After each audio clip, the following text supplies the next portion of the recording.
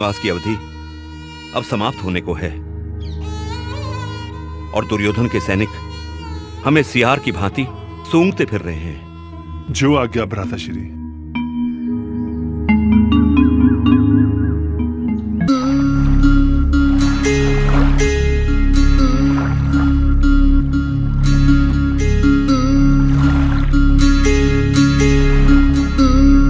ये क्या कर रहे हो?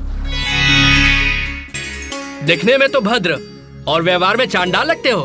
मूर्ख बालक, तुम्हारे माँ बाप ने शिक्षा नहीं दी तुम्हें बड़ों से कैसे बात करते हैं? जाओ और अपने माता पिता से पूछ कर आओ कि इस ताल को गंदा करके तुम कौन सा अच्छा काम कर रहे हो।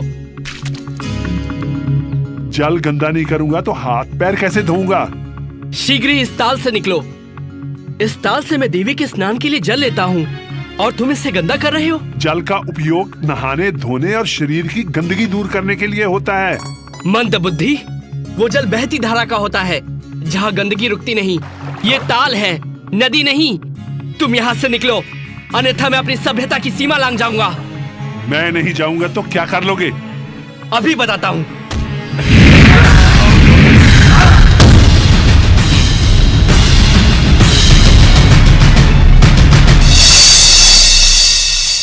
मैं बच्चों पे हाथ नहीं उठाता, किंतु तुमने सारी सीमा तोड़ दी। तुम्हें तो सभ्यता सिखानी ही पड़ेगी।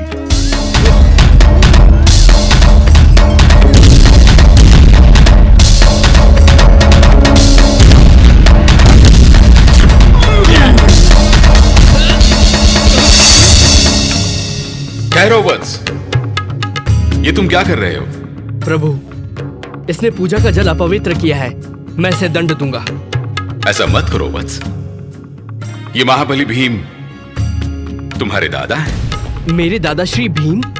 हाँ पुत्र।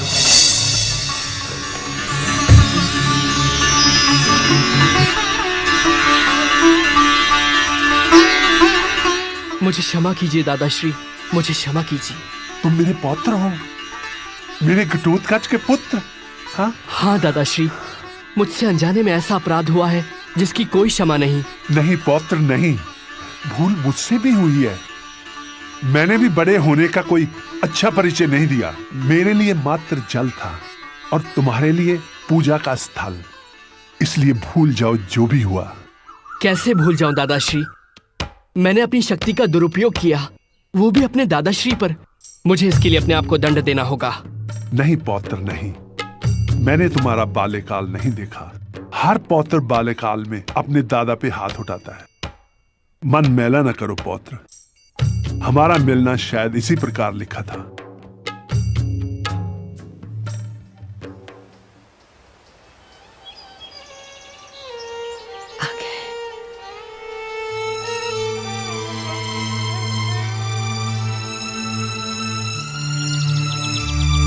प्रिय भीम, तुमने आने में बहुत विलंब कर दिया। और ये भ्राताश्री, ये बर्बरीक है, मौरवी और घटोत्कच का पुत्र।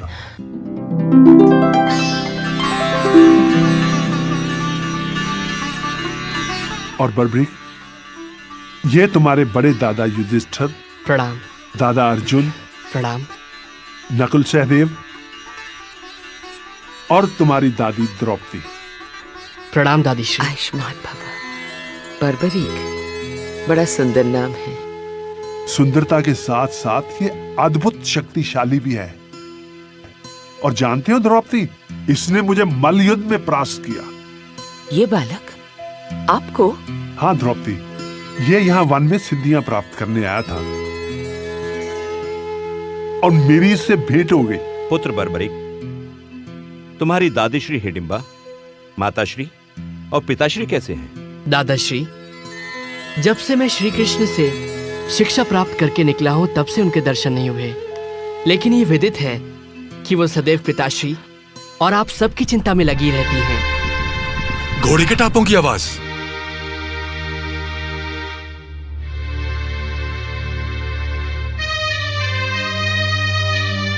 भ्राताश्री, लगता है दुर्योधन के सैनिक हमें ढूंढते हुए यहां तक आ पहुंचे हैं। हमारा वनवास तो समाप्त हो चुका है। अब हमारा अज्ञातवास शुरू हो रहा है। कदाचित तुम्हारा कथन सत्य है अर्जुन, और यदि उन्होंने हमें ढूंढ निकाला तो एक बार फिर हमें 12 बरस का वनवास और 1 बरस का अज्ञातवास सहना होगा। वो आपको नहीं ढूंढ पाएंगे दादाश्री। ये बर्बरीक आपके पौत्र का वचन है।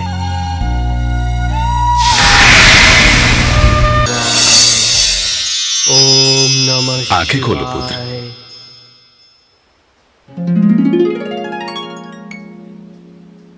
प्रणाम प्रभु। कल्याण हो। हम तुम्हारी आराधना से अति प्रसन्न हैं पुत्र। कहो, क्या वर मांगना चाहते हो? प्रभु, प्रथम इच्छा थी कि आपके दर्शन हो, वो अब पूर्ण हुई। और दूसरी? मैं ऐसी शक्ति चाहता हूँ प्रभु जिससे मैं दुर्बल और निसहाय लोगों की रक्षा कर सकूं।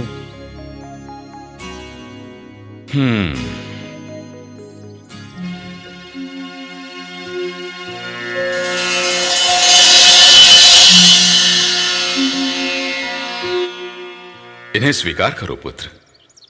ये बाण बहुत अचूक बाण है।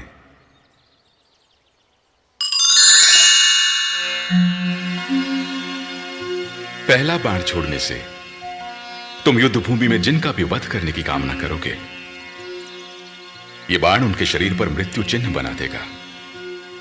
दूसरे बाण के चलने से जिन जिन के शरीरों पर मृत्यु चिन्ह बने हैं, यह उनका वध कर देगा। तथा तीसरा बाण समस्त सृष्टि का विनाश कर देगा। किंतु ध्यान रहे पुत्र, इन बाणों का कभी दुरुपयोग मत करना।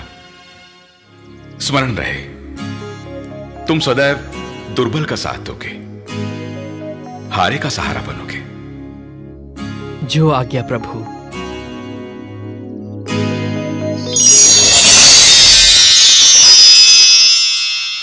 बर्बरिक को प्रलय वाली शक्ति मिल गई। इन 3 बाणों की सहायता से वो विश्व भर की सेना को अकेले समाप्त कर सकता था। पांडव द्रौपदी के साथ अपना 1 वर्ष का अज्ञातवास पूरा करने महाराज विराट की राजधानी पहुंच गए। द्रौपदी शैलेंद्री बन गई और उसे महारानी सुदेशना ने अपनी सेवा में रख लिया। युधिष्ठिर विराट नरेश के विशेष सेवक हो गए। भीम रसोइया बन गए। अर्जुन ने विराट पुत्री उत्तरा को नृत्य की शिक्षा दी। नकुल अश्वशाला की देखभाल करने लगे और सहदेव ने चरवाहे का कार्य किया। अज्ञातवास समाप्त होते ही पांडवों का दूत बनकर श्री कृष्ण कौरवों के पास गए, परंतु दुर्योधन ने उनकी बात नहीं मानी। युद्ध होगा बड़े भैया, अवश्य होगा। युद्ध को टालने का मेरा अंतिम प्रयास, मेरा शांति प्रस्ताव विफल हो गया। मामा शकुनी के द्यूत के पासे अब जुए की बिसात से निकलकर नरसंहार का नृत्य कर रहे हैं।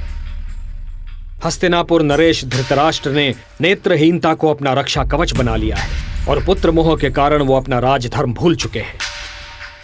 मैंने आप पांडवों के लिए केवल 5 गांव मांगे थे, किंतु दुर्योधन ने कहा कि 5 गांव तो क्या, वो सुई की नोक के बराबर भूमि भी नहीं देगा।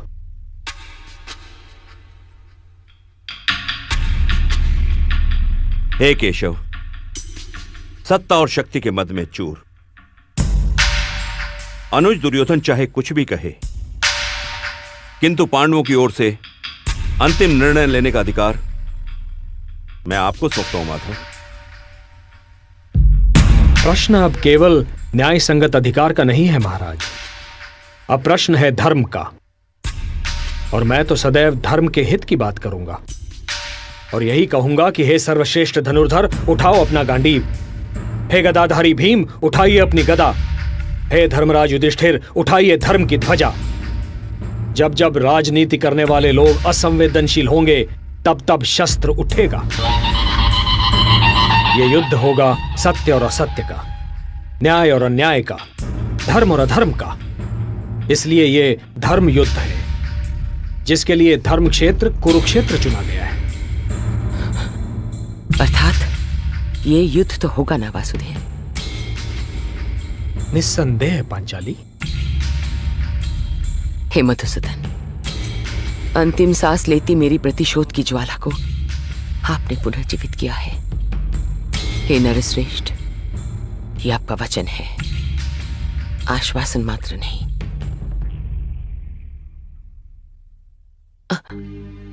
नारी के सम्मान को तार तार होते देखा है आपने।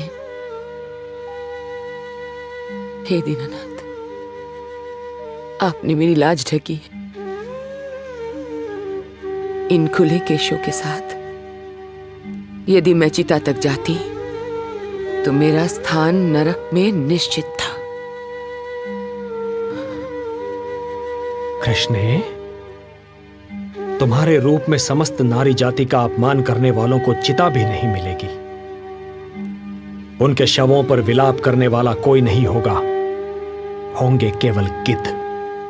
कुमार बर्बरीक की, कुमार बर्बरीक की, कुमार बर्बरीक की, कुमार बर्बरीक की, कुमार बर्बरीक की, कुमार बर्बरीक की।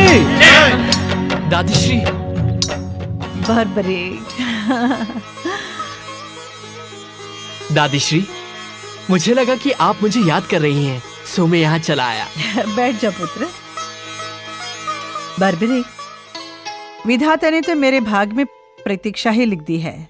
कभी अपनों की प्रतीक्षा उम्र भर, तेरे दादा की प्रतीक्षा, और अब तेरी प्रतीक्षा।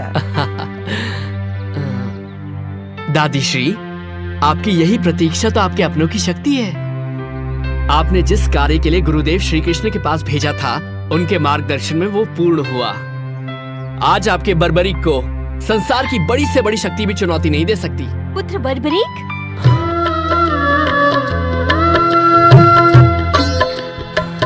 प्रणाम माते। आयुष्मान भव पुत्र। क्या तुम्हें मेरी सुध कभी नहीं आई? मैं दिन रात तुम्हारी ही चिंता में थी। आप मेरी जननी हैं। ऐसा हो सकता है कि मैं अपनी जननी को भूल जाऊं? आप, दादी तथा पिताश्री सब मेरे हृदय में बसे हुए हैं। पुत्र, जिस कार्य हेतु वासुदेव ने तुम्हें गुप्त क्षेत्र भेजा था, वो पूर्ण हुआ? हाँ माते, गुरुदेव के आशीर्वाद से देवी ने प्रकट होकर मुझे सिद्धियां प्रदान की। धन्य है माता। दादी, वन में मेरी दादाश्री, दादी द्रौपदी तथा समस्त पांडव कुल से भेंट हुई। अच्छा, तो तुम्हें उनके दर्शन प्राप्त हुए? हाँ दादीश्री, वो कह रहे थे कि उनका अज्ञातवास चल रहा है। यदि किसी ने उन्हें देख लिया तो उन्हें फिर से वनवास जाना पड़ेगा। हाँ पुत्र, अज्ञातवास के पश्चात भी कौरवों ने पांडवों को नहीं स्वीकारा। मैं समझा नहीं दादीश्री। राजपाट की लड़ाई में पांडव कौरव में लड़ाई छिड़ गई है। छल बल कौरव का धर्म है, पांडव का सत्य अहिंसा कर्म है। कृष्ण शांतिदूत बनकर मध्यता करने गए, किंतु दुर्योधन ने उनकी एक न सुनी। ये तो अन्याय है। युद्ध की तैयारी हो चुकी है। इधर केवल 5 पांडव, तेरे पिता और श्री कृष्ण हैं। निश्चित रूप से विजय कौरवों की होगी, क्योंकि उनके पास तो अपार सेना है। मेरे होते ऐसा कदापि नहीं हो सकता। यदि कौरव सारे विश्व से एक विशाल सेना भी इकट्ठी कर लें, उनके पास मेरे इन बाणों का सामना करने का साहस नहीं है। पुत्र, तू अभी एक बालक है। इतने बड़े योद्धाओं के समक्ष तू अकेला क्या कर सकेगा? माते, भगवान शिव से मुझे शक्तियां प्राप्त हुई हैं। वरदान के स्वरूप मेरे पास 3 अमोघ बाण हैं, जो किसी भी शत्रु को एक पल में समाप्त कर सकते हैं। मुझे युद्ध क्षेत्र में जाने की आज्ञा दीजिए माताश्री। किंतु पुत्र। माते, मैं केवल वहां जाकर युद्ध देखूंगा। मैंने देवी सिद्धंबिका तथा भगवान शिव को वचन दिया है कि जो पक्ष कमजोर सिद्ध होगा, मैं केवल उसी की सहायता करूंगा। मेरे ये बाण केवल हारने वाले पक्ष के लिए चलेंगे। पुत्र। मौरवी, इसे मत रोको। आज पांडव कुल को इसकी आवश्यकता है। जाओ पुत्र, युद्ध जीत कर आओ और इतिहास बनाओ। सदा हारे का सहारा बनो।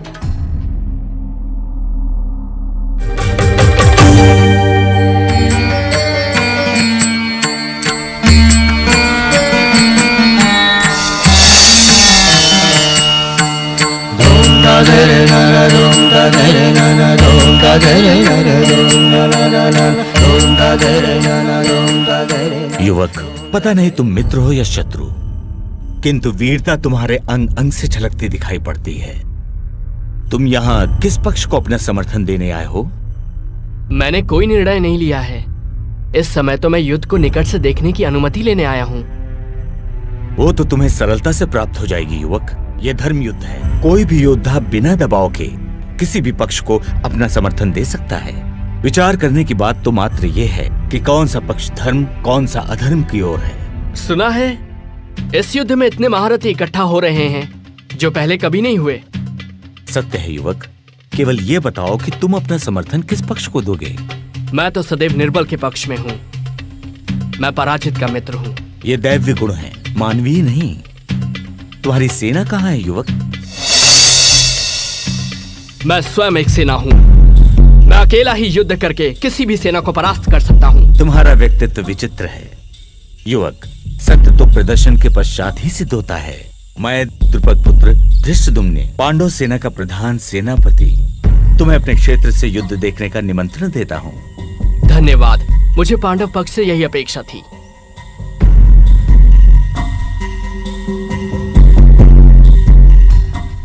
दुर्योधन ने अपनी सेना के महारथियों से प्रश्न किया है कि उनमें से कौन कितने दिनों में सेना समेत पांडवों का वध कर सकता है। पितामह भीष्म और कृपाचार्य ने 1 मास, द्रोणाचार्य ने 15 दिन, अश्वत्थामा ने 10 दिन तथा कर्ण ने 6 दिनों में युद्ध की समाप्ति की घोषणा की है। केशव, आपका तात्पर्य क्या है?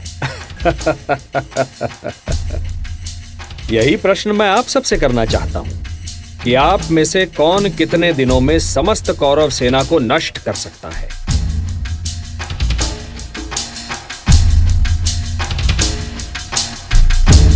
वासुदेव, पितामह भीष्म और अन्य महारथियों का युद्ध से पहले ही विजय की घोषणा करना निराधार है।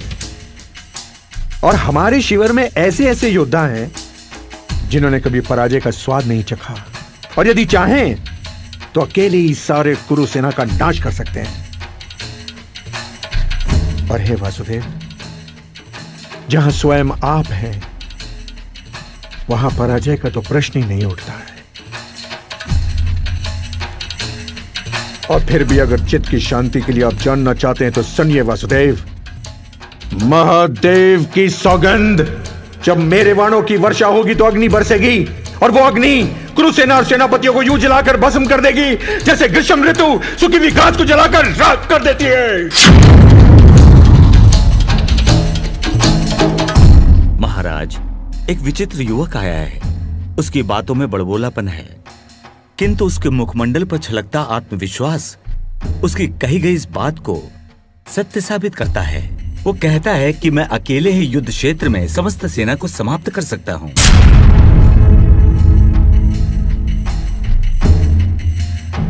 ये तो किसी पागल का प्रलाप लगता है।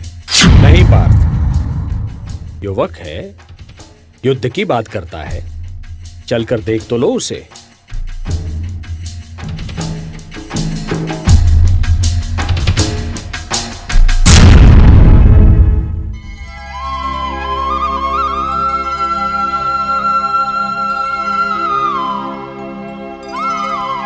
युवक,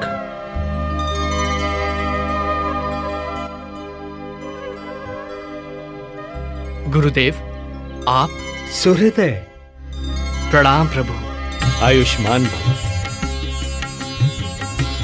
पुत्र, ये तुम्हारे दादा श्री अर्जुन हैं।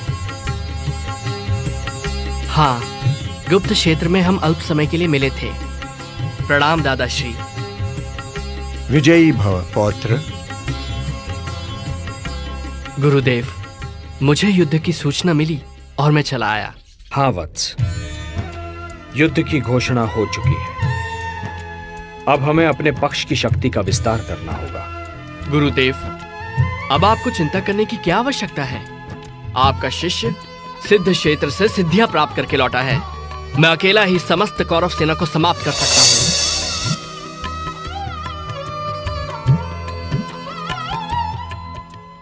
गुरुदेव, ये है मेरी साधना का प्रसाद जो मुझे देवी सिद्धंबिका और भगवान शिव ने दिए हैं।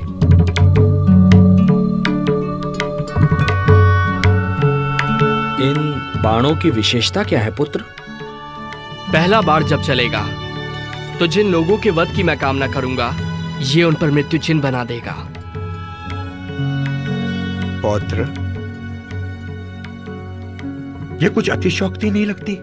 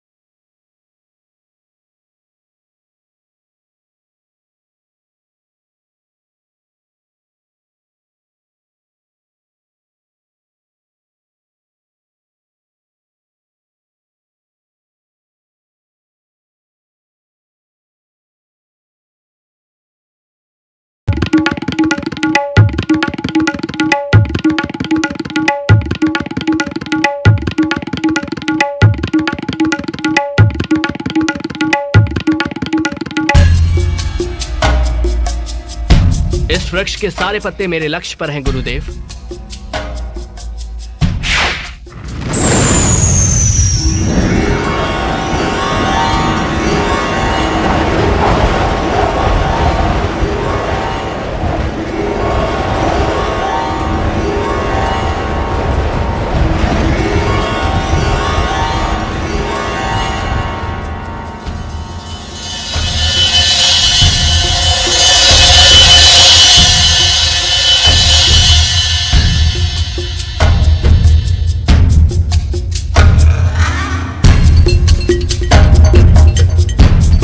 गुरुदेव, पहले बाण ने अपना कार्य पूरा कर दिया।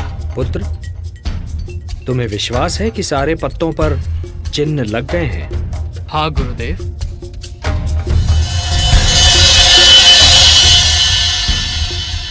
गुरुदेव, अब मेरे दूसरे बाण को छोड़ने से जितने पत्तों पर चिन्ह हैं, वो भूमि पर गिर जाएंगे। और तीसरा बाण तो प्रलय के समान है। यदि मैंने इसका प्रयोग किया तो सारी सृष्टि का विनाश हो जाएगा। मैं इसका प्रयोग कभी नहीं करूंगा। रुक जाओ पौत्र, अब मुझे पूर्ण विश्वास है कि इस महायुद्ध में हम पांडव दुर्बल नहीं हो सकते। दुर्बल तो अब कौरव लगते हैं। ऐसा मत कहिए दादाश्री, अन्यथा अनर्थ हो जाएगा। क्या अनर्थ होगा पुत्र? गुरुदेव, मैंने देवी सिद्धंबिका तथा भगवान शिव को वचन दिया है कि युद्ध में जो पक्ष कमजोर सिद्ध होगा, मैं उसकी ओर से युद्ध करूंगा।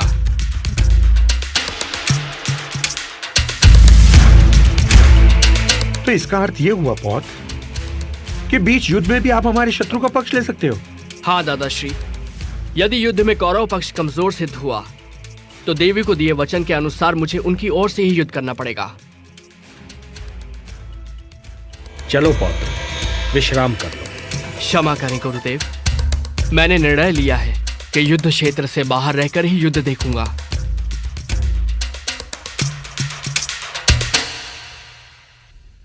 चलो पार्थ।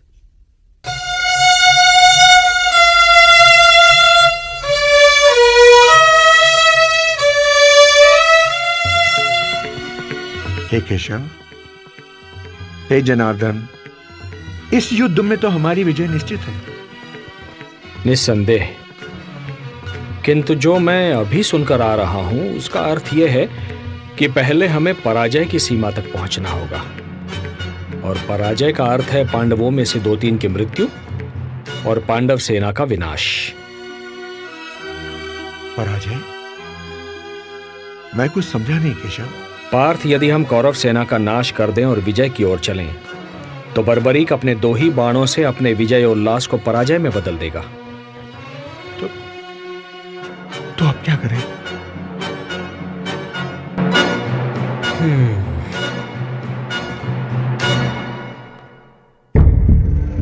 तुम ही बताओ मित्र, क्या सचमुच बर्बरी के बाण चमत्कारी होंगे? अवश्य मित्र।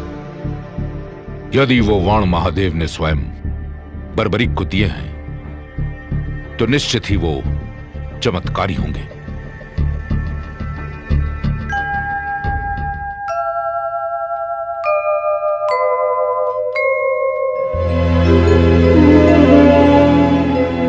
बर्बरीक को युद्ध से हटाना होगा, अन्यथा यह युद्ध की दिशा बदल देगा। यह धर्म युद्ध है। धर्म को बचाने हेतु अब यही एक विकल्प शेष है।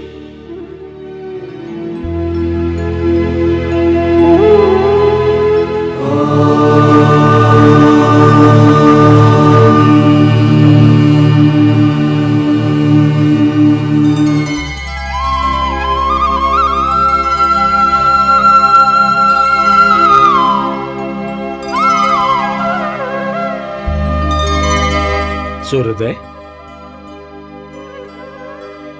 प्रणाम गुरुदेव। प्रणाम दादाश्री। आयुष्मान भव।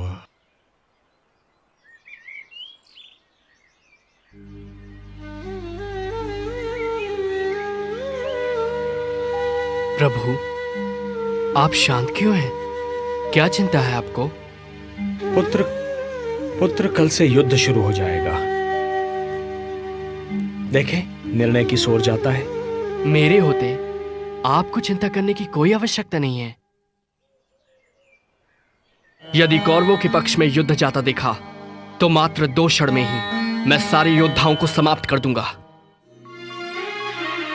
मैं तुम्हारी शक्ति से परिचित हूं पुत्र, और यह भी जानता हूं कि तुम्हारी हम में अनन्य भक्ति है। किंतु क्या प्रभु? पुत्र, आज शुक्ल फाल्गुन द्वादशी है। आज की महिमा दुगनी हो जाती है। किंतु मुझे बताइए प्रभु, मैं आपके दिए हर आदेश का पालन करूंगा। वत्स सूर्योदय, युद्ध से पूर्व चंडी एक बलि चाहती है, और बलि उसी की चढ़ाई जाएगी जो अतुलित बलशाली होगा। इसमें चिंता किस बात की है प्रभु? चिंता इस बात की है वत्स कि इस पृथ्वी पर 3 ही ऐसे वीर हैं जिनकी बलि स्वीकार होगी। मैं, तुम या अर्जुन। नारायण नारायण। केशव,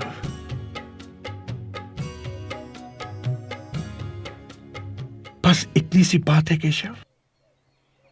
क्या यही आपकी चिंता है? तो है जनार्दन, इस बलि के लिए मैं अपने आप को प्रस्तुत करता हूं केशव, अपने आप को।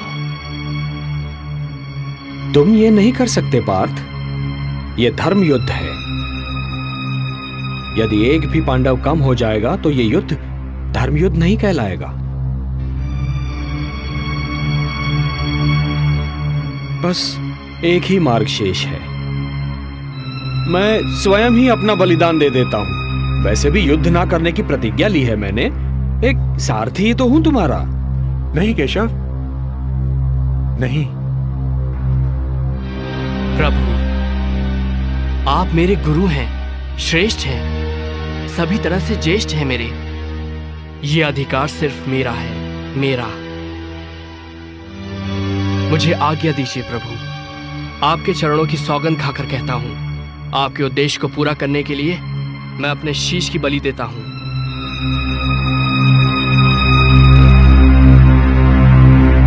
प्रभु, ये कार्य करने से मेरे वंश की कीर्ति बढ़ेगी। ये सौभाग्य मैं अपने हाथों से नहीं जाने दूंगा प्रभु।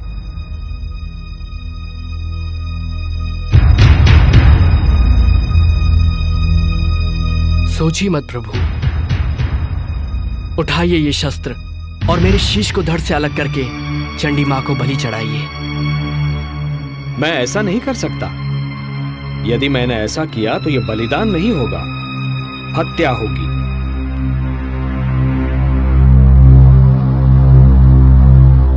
जब मैं स्वेच्छा से ये शीश आपको सौंप रहा हूं तो ये हत्या नहीं कहलाएगी। धर्म यह कहता है वत्स कि बलिदानी स्वयं दान दे। यदि मैं ऐसा करता हूं तो वो हत्या ही कहलाएगी।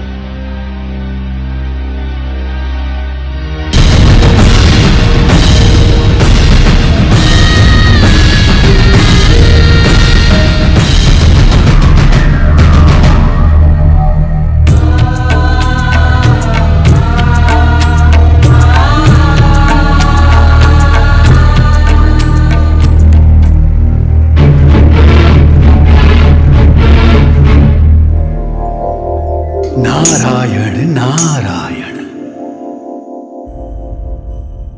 पुत्र घटोत्कच, अब युद्ध का कोई विकल्प नहीं। धर्मराज, घटोत्कच पुत्र बर्बरीक ने श्री कृष्ण के कहने पे अपना शीश दान कर दिया।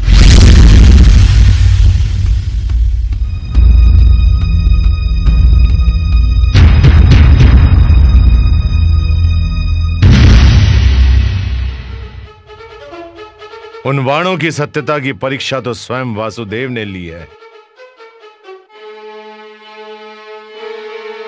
इसमें तनिक भी संदेह नहीं कि वे वाण क्षण में पूरे युद्ध को समाप्त कर सकते हैं। अर्थात इसका तात्पर्य ये हुआ और हम बिना युद्ध किए ही हार जाएंगे। अरे भांजे, तुम सदैव विपरीत ही क्यों सोचते हो? क्यों मामाश्री? दुशासन सत्य ही तो कह रहा है। अरे भांजे, अभी अभी ज्ञात हुआ है कि भीम के पौत्र बर्बरीक ने कृष्ण के कहने पर अपना शीश दान कर दिया है।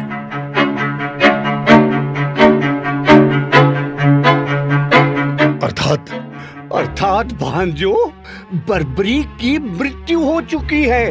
अब उसके युद्ध करने का प्रश्न ही उत्पन्न नहीं होता। भीम और पांडव सारे शोकाकुल हैं।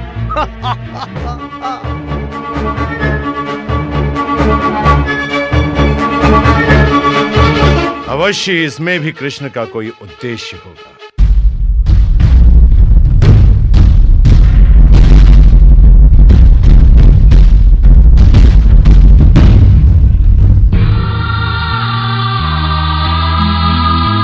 बर्बरीक पौत्र, ये तूने क्या किया? वासुदेव, ये आपने उचित नहीं किया। अब मैं हिडिंबा और मौरवी को क्या उत्तर दूंगा?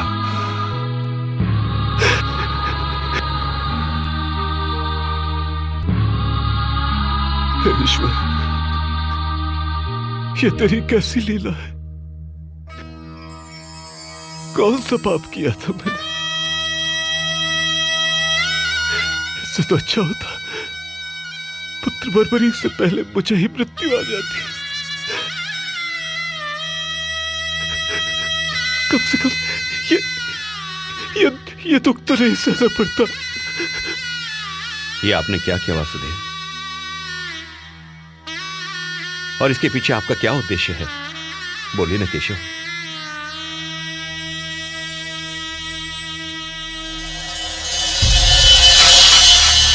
वत्स, भगवान श्री कृष्ण ने महाबली बर्बरीक से ये शीशदान किस कारण मांगा, मैं बताती हूं।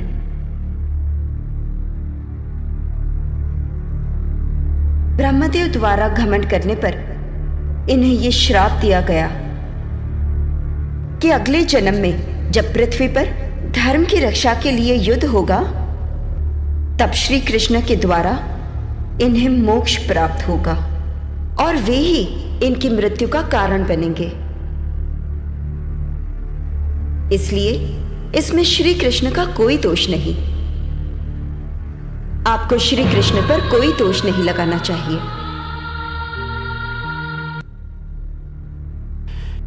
हे केशव, मुझे क्षमा करें, क्षमा करें।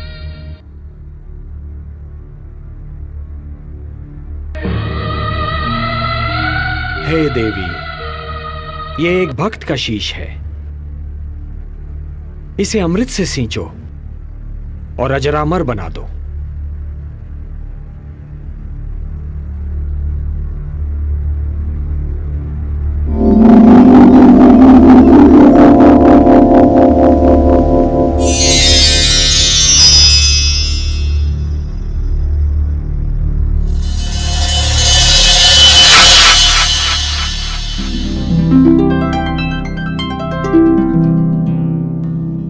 प्रणाम प्रभु। कीर्तिमान भव।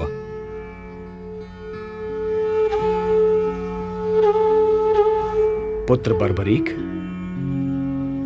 तुम्हारे त्याग, साधना और तुम्हारे इस महान शीशदान ने तुम्हें नर से नर श्रेष्ठ बना दिया है।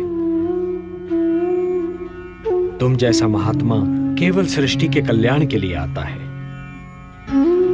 आज मैं तुम्हें अपना वो नाम देता हूं जो माता यशोदा ने स्वयं मुझे दिया था, श्याम। नारायण नारायण।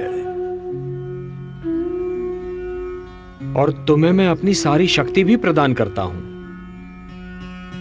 कलयुग में तुम्हें लोग श्याम के नाम से पुकारेंगे। जय श्री श्याम। जय श्री श्याम। जय श्री श्याम।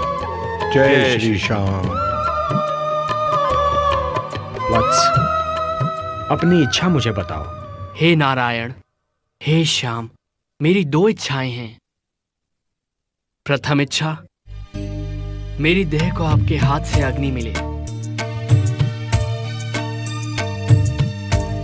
और मेरी दूसरी इच्छा, मैं महाभारत का युद्ध देखने आया था, मैं वो देखना चाहता हूं। तुम्हारी दोनों इच्छाएं पूर्ण होंगी वत्स। तुम्हारे इस शीश का कभी अंत नहीं होगा।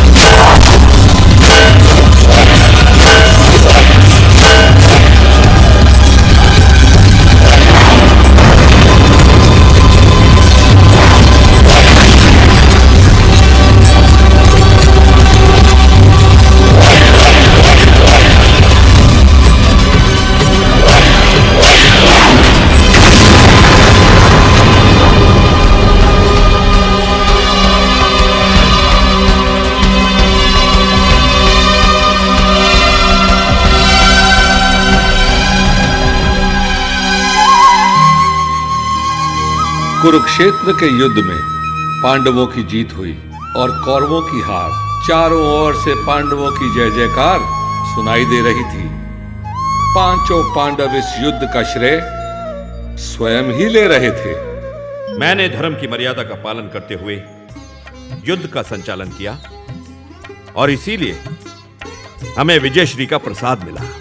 बड़े भैया, इस युद्ध के सबसे बड़े खलनायक दुर्योधन का वध यदि मैं न करता तो ये युद्ध कभी जीता नहीं जा सकता था। मल्ले भैया, यदि पितामह भीष्म बाणों की शैया पर नहीं लेटे होते तो विजय हमसे कोसों दूर होती।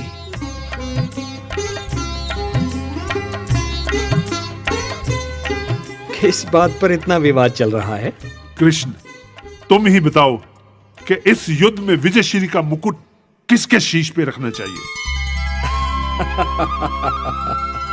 ये तो बड़ा विकट प्रश्न है भीम भैया। इसका उत्तर मैं कैसे दे सकता हूं? मैं तो केवल पार्थ का सारथी था। हाँ, लेकिन एक महान योद्धा है जिसने ये सारा युद्ध देखा है। उस महादानी, उस शीशदानी से अवश्य पूछ सकते हैं। चले? चलिए।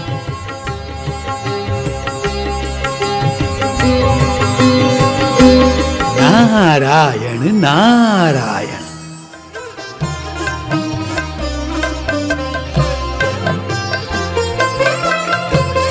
प्रणाम प्रभु।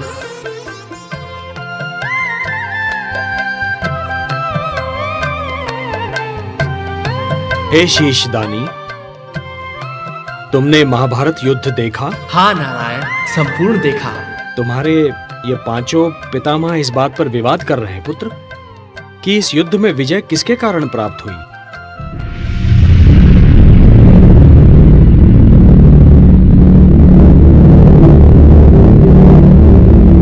सोच समझकर उत्तर देना पौत्र।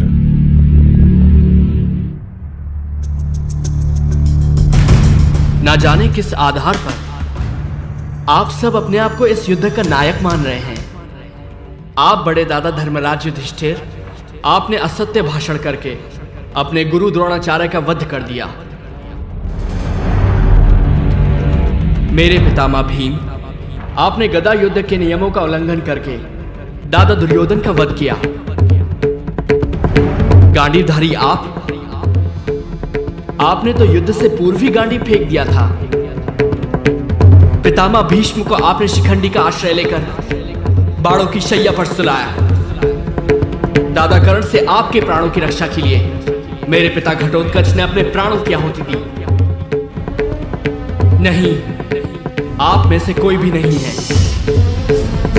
इस युद्ध का नायक, इस युद्ध के एक ही महानायक हैं, मेरे गुरुदेव श्री कृष्ण। मुझे तो पूरे युद्ध में गुरुदेव श्री कृष्ण और उनके सुदर्शन चक्र के सिवा और कुछ नहीं दिखाई दिया।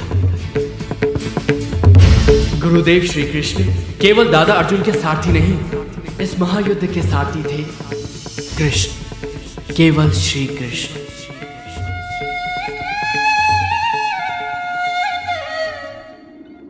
हे वासुदेव, हे केशव, हमें क्षमा कीजिए। अहंकार विवेक का शत्रु होता है। हे केशव, युद्ध में यदि आप हमारे साथ ना होते तो कदापि हमें विजय प्राप्त ना होती। हे शीशदानी, इस युद्ध ने अन्यायी कौरवों को दंड दिया, पांडवों को हस्तिनापुर का राज्य दिया, मानवता को शांति दी। किंतु इस युद्ध ने तुम्हें क्या दिया पुत्र? हे नारायण, ये आप भली भांति जानते हैं, मुझे अपने कर्म का कोई पुरस्कार नहीं चाहिए। हे निष्काम कर्मयोगी, तुम्हारे कर्म का पुरस्कार तो मैं तुम्हें दूंगा। कलयुग में तुम मेरे ही नाम से जाने जाओगे और मेरी सारी शक्तियां तुम में निहित होंगी।